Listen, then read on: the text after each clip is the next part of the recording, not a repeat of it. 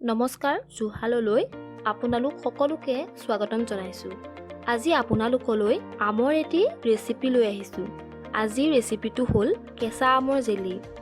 কোনো ধৰণৰ food colour ব্যৱহাৰ নকৰাকৈ সহজতে কম সামগ্ৰীৰে কেঁচা আমৰ জেলি ঘৰতে কেনেকৈ বনাব পাৰি তাকে এই ভিডিঅ'টিৰ জৰিয়তে দেখুৱাব লৈছোঁ। তেন্তে জেলিৰ ৰন্ধন প্ৰণালীটো চাওঁচোন আহক। জেলি বনাবৰ বাবে মই 3টা কেঁচা আম লৈছোঁ।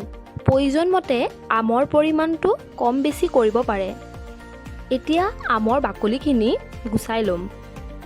এনেদৰে আমৰ টুকুৰাখিনি সৰু সৰুকৈ কাটি ল'ম। ইয়াত মই আমৰ গুটি ব্যৱহাৰ নকৰোঁ।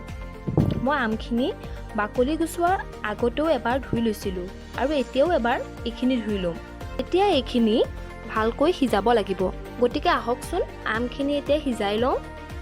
সিজাবৰ বাবে আমখিনি এনেদৰে কেৰাহীত দি ল'লোঁ।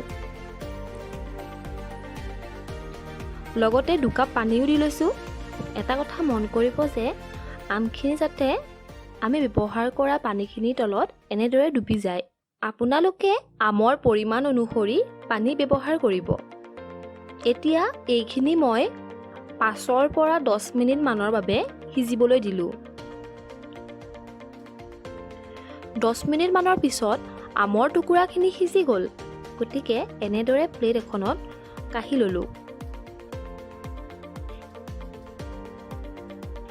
এতিয়া এইখিনি ঠাণ্ডা হোৱাৰ পিছত ব্লেণ্ড কৰিব লাগিব। এনেদৰে ব্লেণ্ডাৰৰ জাৰ এটাত এই আমৰ সিজোৱা টুকুৰাখিনি দি দিলোঁ। এইখিনিৰ এটা পেষ্ট বনাব লাগিব।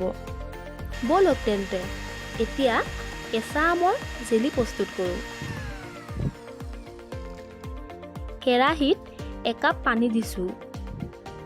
লগতে 1 কাপ চেনিও দি দিছোঁ। এতিয়া ভালদৰে মিহলি কৰি দিম। মন কৰিব যে ইয়াত ব্যৱহাৰ কৰা পানী আৰু চেনিৰ পৰিমাণ যাতে একে থাকে।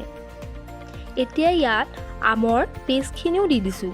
গেছৰ ফ্লেমটো ল' ৰাখি এইখিনি ভালকৈ মিহলি হোৱালৈকে লৰাব লাগিব।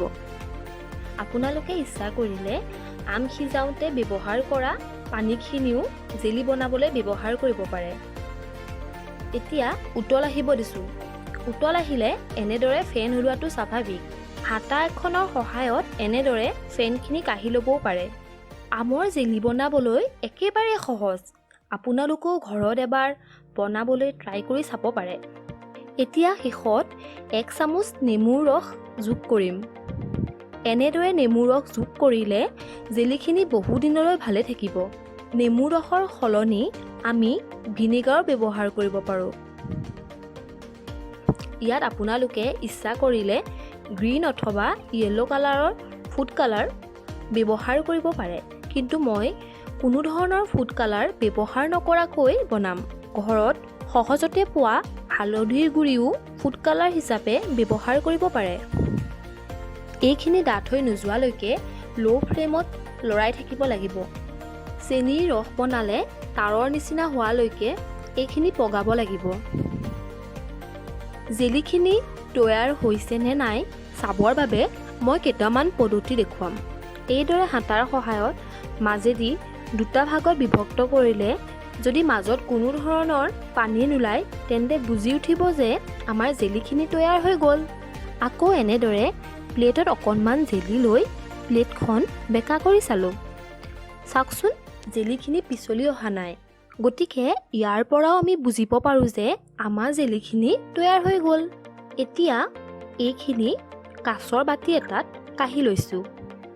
এইখিনি এতিয়া ৰুম টেম্পাৰেচাৰত 8 পৰা 10 ঘণ্টা পৰ্যন্ত ৰাখিব লাগিব। এয়া চাওকচোন আমাৰ জেলিখিনি খাবৰ বাবে সম্পূৰ্ণৰূপে তৈয়াৰ হৈ গ'ল। আপোনালোকক মই অলপ জেলি উলিয়াই দেখুৱাব বিচাৰিছোঁ। এয়া চাওকচোন বজাৰত কিনিবলৈ পোৱা জেলিৰ নিচিনাই হৈছে। চাওকচোন মই ব্ৰেডত লগাইও দেখুৱাইছোঁ। এনেদৰে জেলি বনাই ব্ৰেড অথবা ৰুটিৰ লগতো পৰিৱেশন কৰিব পাৰে। আশা কৰোঁ আপোনালোকে ভিডিঅ'টো চাই ভাল পালে। ভিডিঅ'টো চাই কেনে পালে মোক কমেণ্ট ছেকশ্যনত জনাব বুলি মই আশাবাদী। তেন্তে বন্ধু বান্ধৱীসকল আজি আমাৰ ভিডিঅ'টো ইমানেই আছিল।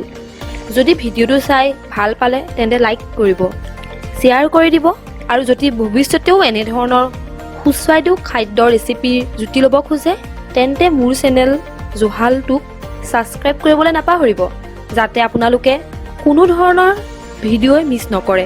ধন্যবাদ।